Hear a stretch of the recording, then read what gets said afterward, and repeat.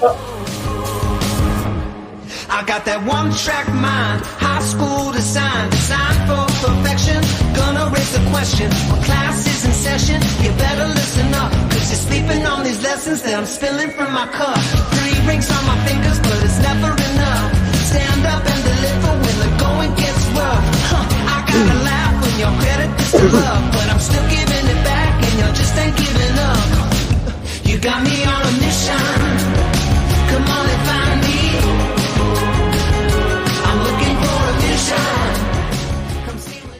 Hey, it must be the best day of the week. Welcome to What If Wednesday. 2 weeks into the year. I don't think we've claimed the day yet, but we are trying. Yes. We're working on. I had that conversation actually with somebody this morning. I said, happy What If Wednesday. And they looked at me like I was crazy. And then I had to go back and say, no. It's a whole thing. We're trying to claim a day of the week for the world. And I don't think they believed it could happen, but anything could happen, right? War already has Thursday, so we want Wednesday. I don't know. 1 out of 7. We're not asking for too much. No, not even the whole day. A piece of it. Just the middle part where we're going to grow your business and make you see things you never saw, make business growth easy, effortless, fun. I think we deserve a week. We deserve a whole month, but we're just asking for one part of a day. But anyway, enough about our stupidity. Welcome into the No Name Show for hopefully the last time. If you were tuning in last week, you saw that we put it out there. We need to name the show. The Inner Circle Preview Show is not doing it anymore. So, Sean, we're actually going to start there this week. Before we dive into sales and marketing and why they're on the same team, we're going to cause some scuffle in the business world today. But I want to put some names out there. You get a vote. I get a vote. The people get a vote. And let's see. I don't like giving the people a vote. That sounds... The people are why we're here. Well, the people, individuals are why we're here. People. Yes. No one of us is as dumb as all of us. We certainly don't want a committee coming up with this. But go ahead. Yes, let's open it to the people. All right. You know what? Why not? Democracy. Let's see. Yes. Gotta love democracy. It's an election year. People have their say. Well, we are campaigning for a day of the week. So I believe in having the people vote. And, we're running a democracy here. All right. So I put them on the screen. These are some of the names that we came up with, / my AI friend came up with. But I don't know. They might be good. They might give us some direction. So, Sean, looking at these, do you have a favorite that stands out to you? Well, Business Beyond Chaos. But Business Whispers is creepy. Dream Business Blueprint. Yeah, I the microphone for the whole episode. What? I can whisper in the microphone. Yes, it's about business. It's really creepy. I don't like it. Yeah, unless you're like a 80-something-year-old president whispering during speeches, and then that's terrifying. It's even creepier than creepy. All right, so that's bad. The what if effect? No, there's a lot of effects, and we don't. No, it could be, okay. So I'm not adding things to the mix, but of these, Business Beyond Chaos, maybe. Business Bites. Business Bikes? Bites. Bites. They're tiny little bites. These are tiny little business bites. Before the thing. I don't know. We'll add it to the list. We'll take out the Business Whispers. We'll add Business Bites to the list. I like 2 or 3. Should I have any say in it? Don't ask me. You're just the guy showing up and doing it.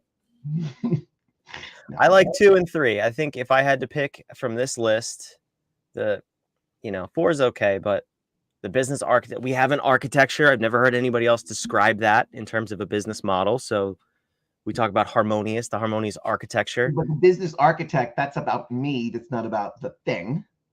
This is you interviewing me each week. This is a preview of what we're doing in the room. So it's a snippet of it. It's the snippet, it's the piece, it's the portion, it's the snapshot, it's the window in, this is the essence of what it is. What is it? It's a sneak peek preview kind of window into a thing. It's bite-sized little chunks of light. They're sparks.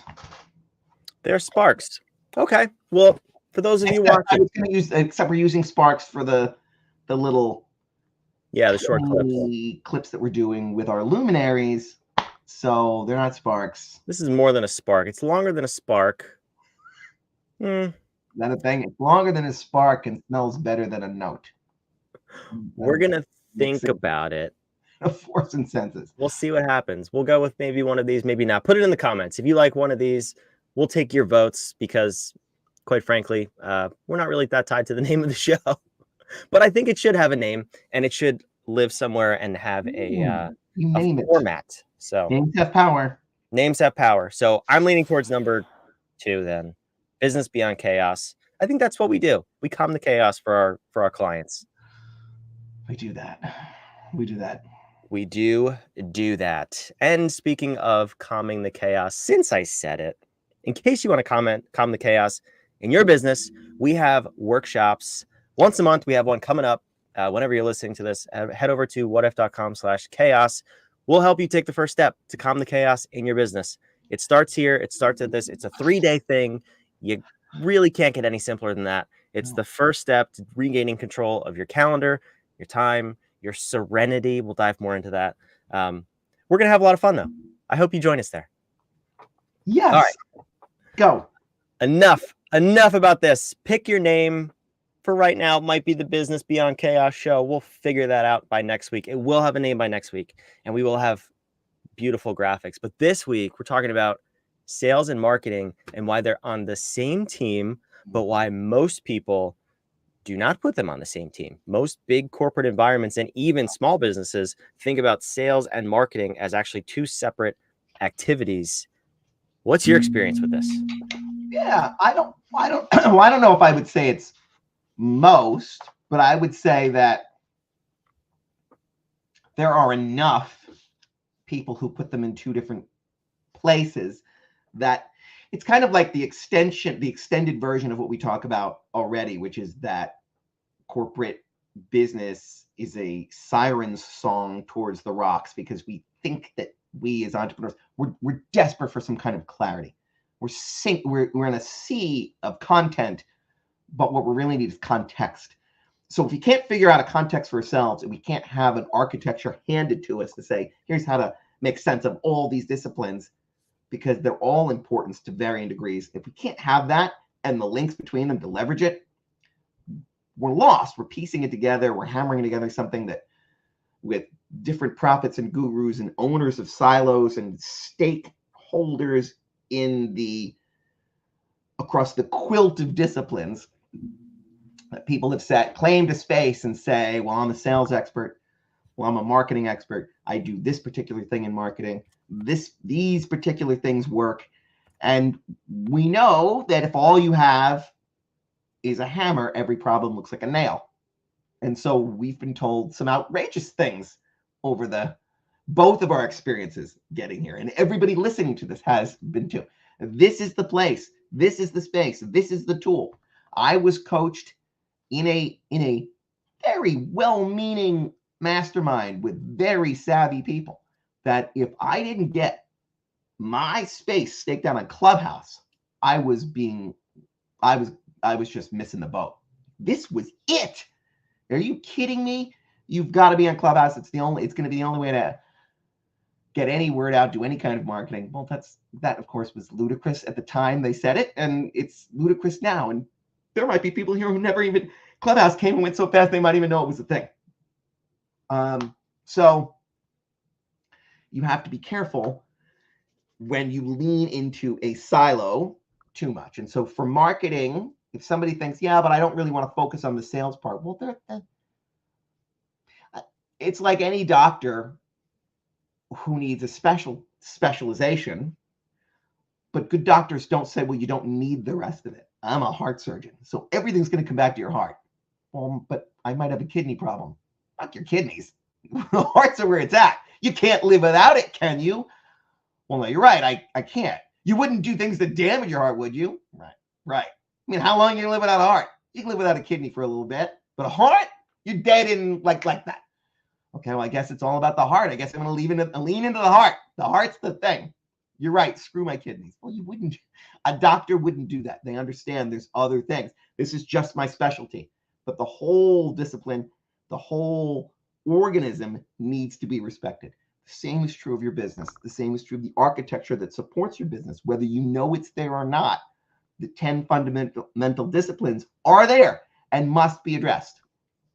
And so when we're talking about marketing and sales, I don't want people who are staking a claim on their spot to confuse us to think that they are separate things, especially if we're looking at that siren song, that glowing, shining place on the hill of a Fortune 50 company, where if they're that big and that powerful and that well known, they must know what they're doing. And they have sales and marketing separated. I've seen it where the departments are separated and actually incented towards divergent activities. These people are trying to get the best bonus they can at the end of the year, and their bonus is they are incented on different things than these people. I've seen it. The sales team over here, they need to do A, B, C, and D in order to get the biggest bonus, and these guys get paid on something different. And of course, when we sit down to do corporatized strategic planning, nobody can set their sales targets because finance has a different goal, sales has a different goal, and marketing has a different goal. And somehow we think that in having them competing against each other while saying, hey, come on, guys, we're all on the same team here, right? Bullshit, my kids don't eat if they get their bonuses. And this is how we've set this up. So I don't recommend you separate the activities, because there is a cycle of taking people, we know this as entrepreneurs, from unaware to raving fan. And there is a path through that. There is a life cycle of that customer going from not even knowing about you at all to becoming an extension of your sales force because they love you so much they're referring you left and right. And that journey is the same no matter where you are, no matter what kind of business you're in.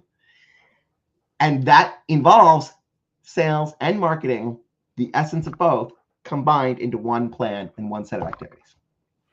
Yeah, so let's dissect this a little bit. I've made some bold claims in this area on our podcast, Harmonious at Lunch, which also might need a rebrand because I don't love the name. But anyway, different topic for a different day.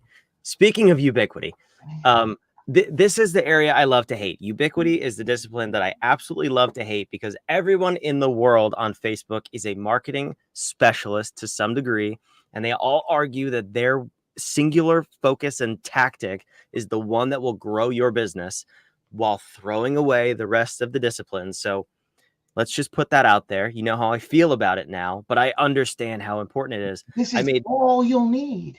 Yes, and I just can't stand hearing that. It ruins so many entrepreneurs who then get jaded about trusting people, sharing information online.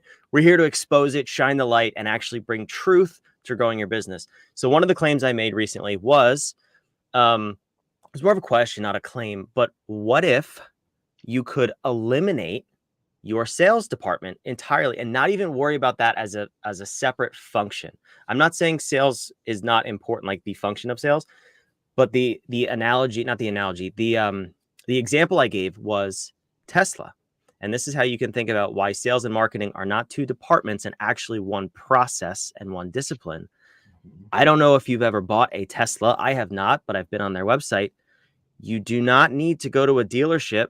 You don't need to talk to anybody. You can go buy a car online, and a car is not a small purchase. I'm not talking about a $10 item on Amazon. I mean, they've eliminated a sales team almost entirely, and they are the biggest, if not the biggest, one of the top 3 biggest companies in the world. So that right there is a question that may disrupt the way you feel about sales versus and sales and marketing. Your thoughts on that, Sean? I hope it does disrupt it, because it should be disruptive because they have to be understood together. I'm telling you that at the biggest of companies, that's one of the things I have to solve for them is there is drag there. There is a cacophony of sound. It's not harmonious. and we have to come in and bring the discipline back together, and it's just much smoother. And Elon Musk has figured it out. Other companies have figured it out. Other Fortune 50 companies have figured it out, and entrepreneurs know it, especially the solopreneur, because they're like, yeah, I've got to do this whole thing in a sequence. Makes sense to me. Yeah, because while you're aspiring to be some CEO of some big giant company, they don't understand what you, the entrepreneur, understand, because you have to do it all right now. And you're understanding there's a life cycle here and there married together. Now, I'm not saying we have luminaries who specialize in individual parts of the marketing and sales process. But those luminaries are in our room because they understand, yes, I am that doctor who's talking about the heart, but I'm absolutely going to look at the report from your kidney doctor. They know how to play together and how to leverage the disciplines. So while we have luminaries who say, I only talk about the sales part, she talks about the marketing part. And she talks about the connections from sales and marketing to the other disciplines across the business, because she understands the architecture and where it fits in and honors that, and would never say, I'm all you need to 10Xing your business. Good Lord. 11X. Safe harbor laws, please. I mean, you cannot, don't make those statements. Don't make claims like that. It's not true. And it is pumping into that confusion and that lack of context for people, because they now think this is all they need. And the rest is, well, sure, you need that other stuff, but we're not going to focus on that. It's just this one thing. They're trying to get people to hyper leverage one aspect of their business, and it's going to result in potentially an uptick in them getting clients into a broken system, into a broken company. And they're going to actually, they could, if they're successful with how they market that to people and people buy into that thing, that could actually blow up their business if they're not careful about the rest of the architecture and honoring that. So that's why we're very careful about who we bring in here, who are specialists in the disciplines, because they've got to know this is a delicate balance. And we, as the owners of the architecture, understand it and can honor it and help them honor it vis-a-vis the avatars that yeah, the visual I always like to use with people is of a wheel. So if you were to picture the 10 disciplines that we talk about that fall in harmonious, 10 spokes on a wheel, if you only focus on expanding one of them, your beautiful circle now has a point on one side. How would that wheel turn efficiently if you have spikes all over it? It's obviously not. It needs to be gradually expanded together, and that's where the interplay with the 10 disciplines comes in, and why we get so frustrated and why we're harping on the people that say, no, just this one. Well, if you do that, you stretch it out so far that the rest of the thing snaps and falls apart. And I think it's just a visual way to picture what we're talking about. So transitioning from, okay, that's clearly the problem. Guy goes into a pizza place and says, give me a whole cheese pizza. It's my birthday. I'm going nuts. I never eat like this. Give me a whole cheese pizza. The guy says, all right, you want me to cut it in 6, 8, or 10 slices? And he goes, oh, 6. I could never eat 10. Okay, so I digress, because we get that sometimes with, why does the architecture look the way it is? I don't want to deal with all these disciplines. Well, it's all there. I can cut it into 6 if you'd like, but it's the whole thing. It is more consumable as 10, and we understand what we're doing. We understand how the pieces are part of a whole, and you're eating the whole thing anyway. Go ahead, Brandon. Yeah, that's funny. People do that all the time. I'm on a diet. I don't want the whole thing. I just want smaller pieces of the whole thing. Yeah. Anyway, so that's the problem. Is we've identified that. What's the solution? We have like 5 minutes left, and we're going to jump into the inner circle room here and really dissect this. But in terms of ubiquity, what's the start to solving this problem? How can we look at it differently, first of all, and then what's the first step? Well, so the funny thing about ubiquity, and by ubiquity meaning, that is our new definition of marketing and sales, which means not being everywhere to all people all the time, because when you sell to everyone, you sell to no one. We're talking about being all the places that your avatar expects to find you, when, where, and how it matters. So we break down, that is a loaded statement we're actually going to spend all day today in the room talking about the when, the where, and the how, and then the life cycle of totally not even aware to you to raving fan, and what the 9 boxes of that are. Because inside we know architectures and frameworks give us context in a sea of content. We need a structure in order to be able to put all the things we're hearing from all these different gurus and experts, all these beautiful tools that are out there. If it's just a pile of stuff on our desk, we can't use it.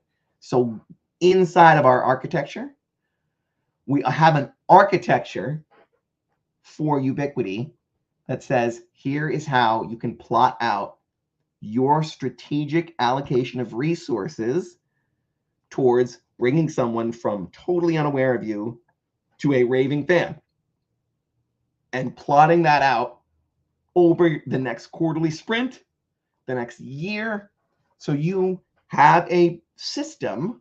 You've now systematized your marketing and sales. And where does it start? Like with all things, in navigation, which is our new word for strategic planning. Because if we don't know what your core values and your mission and your vision is, mostly for Ubiquity, core values and mission, I don't know who you are and who you're talking to. And so until we figure that out, it's very hard to target your ideal avatar for a particular piece of messaging around a particular offer. You can't do that without that. And so we're always taking people back to navigation, at least to kick the tires on it and say, now let's take that piece that we did over here that we needed for so many other of the disciplines around hiring people and motivating people and leadership and protection and change management, all those things driving off of your mission, vision, and core values. So too is your marketing and sales, what we call Ubiquity. And that plan will be better for having done the first part. So it all goes back there. And the only way to have an understanding of the entire system is to first start with the bad, the business architecture diagnostic that in 8 minutes will help you analyze your business across all 10 of the disciplines. It'll give you the architecture. It'll give you our take on it. It'll give you what we say. Hey, if you've answered these things, this is probably what your business looks like, and here would be the next steps for you. Good God, that is a $90,000 offer that's free. We ask 8 minutes of your time. If you can't give me 8 minutes of your time for that, then please don't even watch these, because you're wasting everyone's time. Let's get to the action takers. Please, Brandon, are we on time? Did I fit that in? We are. Actually, I want to share a story, because you know how we made fun of people for making outrageous earnings claims, 10 and 11xing your earnings. You potentially just made an outrageous claim of saying it's worth $90,000. Guess what? I this morning have nearly to the dollar how that played out. So let me tell you this quick story, then we're going to wrap up and go to the room. This is how amazing things are. So we had a client, a partner we're working with, an investor who's looking at investing in different companies, bringing them on into their portfolio, managing them. And, you know, it's a whole investment company. Very cool. We'd be their fractional COOs, and it's going to be a beautiful partnership. We're very excited for it. We had one of their potential acquisitions take the bad, because business owners say their company's amazing, and maybe that's not always the case. I was able to get on with her and dissect the report based on what he had told her about his business. I'm leaving names and specifics out of this on purpose. If you want to come into our room, we share full details. But well, yeah, everyone's NDA'd. It's great. That's amazing. All the stories come out. So we go through this, and you know, he's saying his business is fantastic, but the numbers are not being pieced together. The math isn't mathing, if you will. So we get through this, and I think there was an offer on the table for in the mid $100,000 range, $150,000. We were able to establish basically that this company was maybe worth $50,000 to $60,000. So I was able to negotiate down her offer by literally $90,000 just because of that 1 8-minute assessment. If that doesn't sell you on how much clarity I can give you into your business by taking that and having a 30-minute follow-up call with me, I think you're crazy, and we're going to go see you in the inner circle. Bye. See you next time on the No Name Show, which will have a name next week. Excited for you to come back. Make sure you vote. Go watch the beginning of this episode if you missed it. Put your vote in the comments wherever you're watching. And who knows, maybe we'll pick your answer. And if we do, we'll bring you on the show. We'll feature you on this amazing podcast that we have. That I like. Let's offer them a gift. All right, Sean, let's do it. Let's go serve our people and build some businesses.